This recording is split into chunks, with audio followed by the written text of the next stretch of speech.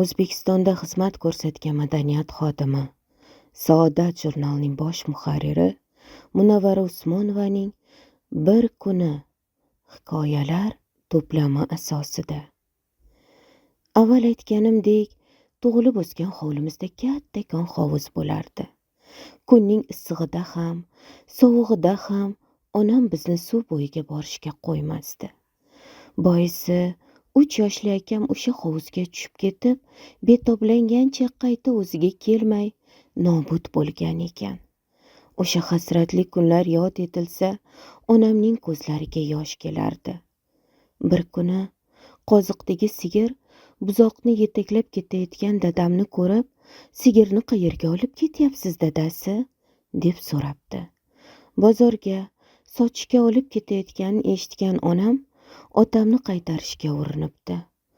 "Bir qoshiq oqqa zor bo'lamiz-ku, bolalarning rizqi qiyilmaydimi?" degan so'roviga, "Bu sigir suti bilan bitta mening oilamga kor bo'ladi. Sotib o'ylagan ishimni amalga oshirsam, el yurtning kuniga yaraydigan bo'ladi", deb yo'lida davom etibdi. Mol sotilgach, kolxoz garajida yaroqsiz yotgan Pobeda rusumli avtomobilni sotib olib, ta'mirlatibdi. Keyin uzoq masofadan sim tortib kelib telefon o'rnatibdi. Uy manzili, telefon raqami va tez yordam mashinasi borligi haqida 8 ko'chaga xabar beribdi. Onamning aytishicha, o'sha paytlarda shahar markaziga borishga bizning uydagidan boshqa avtoulov yo'q ekan. Dadam boyaqish tunda kimdir chaqirib kelsa kechikib qolmay deb etigini yechmay omonat yotib turar ekan. 12 yil elga shunday xolis xizmat qilgan dadam. Men ulg'ayib aqlim yetganida, "Dada, sizga nima zarar edi?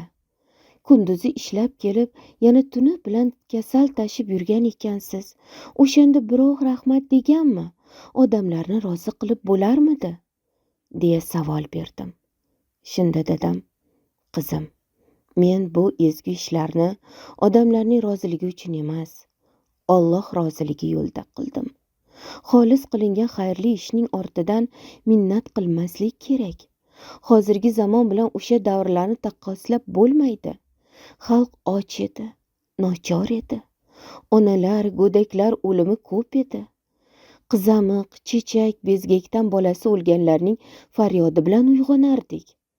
Bir yaqin qarindoshimiz 9 farzandni dunyoga keltirgan, ammo bittasiga ega bo'lmagan. Hammasini go'daklik paytida yerga bergan. Falokat bo'lib, kuygan, chala tug'ilgan, yiqilib qon yo'qotgan ona bolalarning qanchasini hayoti saqlandi axir.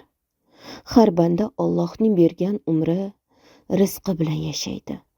Ammo kimdir sabab dardiga malham topadi. Meni sababchi qilgan egamga qulluq.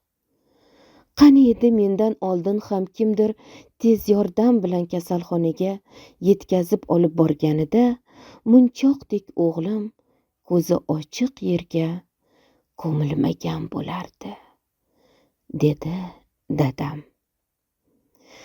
Matnni rejissyor va aktrisa Nasibaxonim Ismoilova o'qidi.